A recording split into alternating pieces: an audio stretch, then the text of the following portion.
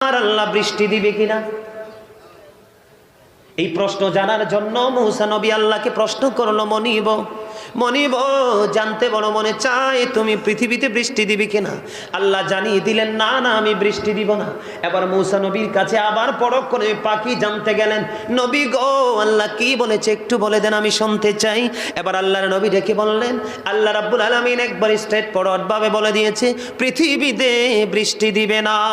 বন্ধুরে আমার, ওই বৃষ্টি দিবে না শব্দটা শুনতে দেরি অবলা প্রাণী উচ্চ আওয়াজে ডাক দিয়ে বলল, আলহামদুলিল্লাহ আলহামদুলিল্লাহ বলতে দেরি রে ও বন্ধু লাকসামবাসী রে, বলতে দেরি রে। এবং প্রবল বেগে বন্ধু বৃষ্টি পড়া শুরু হয়ে গেল। এবার আল্লাহর নবী আশ্চর্য হয়ে গেল, ব্যাপার কি? এবার পাখি ডেকে ডেকে বলে, নবী গো ও নবী তুমি তো আল্লাহর নবী, মিথ্যা বলতে পারো না।